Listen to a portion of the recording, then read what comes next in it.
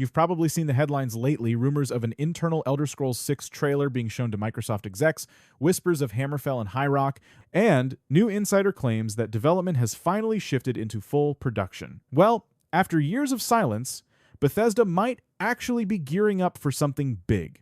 And that's exactly what we're diving into today.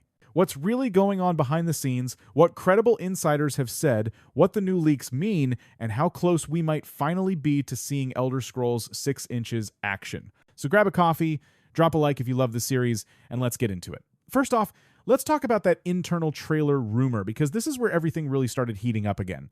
In June 2025, Xbox reporter Jez Corden mentioned on the Xbox 2 podcast that he had heard about an Elder Scrolls 6 internal trailer being shown behind closed doors to Microsoft leadership. Now, that might not sound huge at first, but if you've followed Bethesda for a while, you'll know that they only start sharing internal trailers when the project moves past pre-production and into actual playable form. That's a pretty big deal. It doesn't mean we'll see it publicly tomorrow, but it means the game is real, being played internally and progressing. And if you connect this to what Todd Howard said earlier this year during the Oblivion Remaster stream, he confirmed, quote, "We're working on the 6th chapter. It all starts to line up." Bethesda also told fans during their 30th anniversary event that early builds of Elder Scrolls 6 already exist and are being tested inside the studio. So yes, Elder Scrolls 6 is absolutely in active development, running on a customized version of the Creation Engine 2, the same engine that powered Starfield, but now heavily modified specifically for this game. Now, here's where it gets really interesting. Multiple sources, including Games Radar and Insider Gaming, have reported that full development didn't actually ramp up until after Starfield shipped its first major expansion. So, that explains the silence. And based on everything we're hearing, 2027 is looking like the most realistic target window.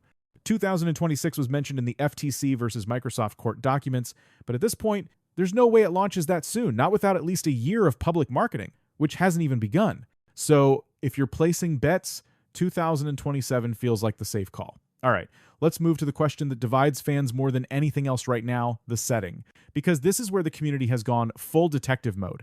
Todd Howard said years ago that the 2018 teaser trailer actually contained clues. Of course, fans immediately went wild, analyzing every single frame, the rocky coastlines, the mountain ranges, the architecture. Many believe it's set in High Rock, the Breton homeland known for its rolling hills, Gothic castles, and deep political intrigue. But others have pointed to that candle Bethesda placed on Hammerfell during their 2020 New Year's tweet. Remember that? Map the future with the candle right on Hammerfell's border. That instantly sparked theories that Elder Scrolls 6 could actually span both provinces, Hammerfell and High Rock. And personally, I think that's the most exciting possibility. It would explain why development has taken so long, because we're not just getting one region, but an enormous connected world that stretches from deserts to forests, coastlines to mountain ranges. Speaking of coastlines, we can't ignore the biggest debate in the Elder Scrolls community right now: ships. Should there be ships in Elder Scrolls 6? When we first talked about this months ago, half of you said absolutely not, that it would turn Elder Scrolls into Assassin's Creed. But the other half said bring it on. Build ships, sail them, fight pirates, give us something new. And honestly, I get both sides. Earlier this year, the leaker, Extra One, claimed that Elder Scrolls 6, codenamed Hammerfell, will include naval travel, shipbuilding, and possibly even naval combat. He said the world could feature 12 to 13 major cities, with sailing between the islands and provinces being a core mechanic. If that's true, ships would make total sense. But Extra One also admitted that some of his info wasn't fully verified, so we should take it with a healthy pinch of skepticism. Still, I love what this conversation represents. It shows how hungry the community is for innovation for Elder Scrolls 6 to feel like a true leap forward, not just another Skyrim with prettier graphics. If naval travel exists, it doesn't need to dominate the experience. Even something optional, a side system for exploration, would make the world feel more alive. Imagine discovering islands with hidden ruins or sea creatures, or using your ship as a moving base. There's potential there. Now, here's another fascinating part of the conversation that's been heating up lately: Bethesda's engine and whether it's holding the studio back. Because as much as we're all excited for Elder Scrolls 6, there's a very real concern that Bethesda hasn't evolved technically the way the rest of the industry has. The same criticisms that haunted Fallout 4 and even Starfield are still echoing. Clunky animations, endless loading screens, and a general feeling that the games, while massive, still feel dated. Former Bethesda developers have started speaking up about this too. One of them, Nate Percupile, a lead artist who worked on Fallout 3, 4, and 76, said he believes Bethesda should abandon the creation engine entirely and move to Unreal Engine 5. He described working with Bethesda's tech as laying train tracks while the train is already on fire. Basically, everything's happening at once, and the tools are constantly playing catch-up instead of empowering the developers. But not everyone agrees. Another former designer, Bruce Nesmith, who was lead on Skyrim, argued that the engine is perfectly tuned for the kind of reactive open worlds Bethesda makes. He said switching to Unreal 5 would slow everything down for years, cost millions, and might even kill the unique flavor of their games. And to be fair, he has a point. The jank, the weird physics, the ability to pick up every cheese wheel in Skyrim, those quirks are part of the Bethesda DNA. But still, it's hard to ignore that the rest of the industry has evolved past loading screens and stiff animations. If Elder Scrolls 6 ships with those same issues in 2027, fans are going to let them hear it. And that brings us to the big question, can Bethesda still deliver that magic? Because let's be real, Skyrim came out in 2011.